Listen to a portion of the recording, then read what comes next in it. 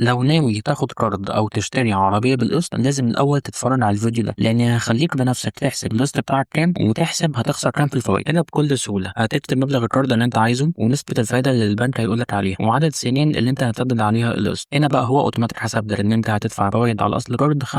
اللي هي 15% في الخمس سنين، وبالتالي فالفايدة المدفوعة 75% من 400,000 هي 1000 وهتدفع 700,000 جنيه. هتقسمهم بعد كده بقى على الخمس سنين في 12 شهر في السنة، يبقى القسط الشهري بتاعك 11,667. طيب لو قرض عربية، هنا الأول بتكتب سعر العربية كام ونسبة الفايدة كام اللي البنك بيقولك عليها وعدد سنين السداد، وبرضه هنا بتدفع نسبة من سعر العربية بتدفعها مقدم، فبتكتب هنا برضه إن هي مثلا 50%، يبقى كده هتدفع مقدم 400,000 جنيه وهيتفضل 400,000 جنيه هتدفعهم على هيئة قرض، وبالتالي نسبة الفايدة من أصل القرض اللي هي الخمس سنين في 15% 75%، وبالتالي الفايدة هتبقى 300,000 وهتدفع إجمالي المبلغ على بعضه 700,000 تقسمها على ال 12 في 5 سنين، يبقى القسط الشهري بتاعك 11,667، وطبعا بيزودوا عليها المصاريف الإدارية، وبالتالي فأنت لما هتبقى خسران 300,000 على 400,000 ده هيبقى قرار مش سهل أبدا، فلازم تحسبه صح الأول. لو عجبك الفيديو ما تنساش تعمل لايك ومتابعة، ولو عايز الملف اعمل لي كومنت بالميل بتاعك.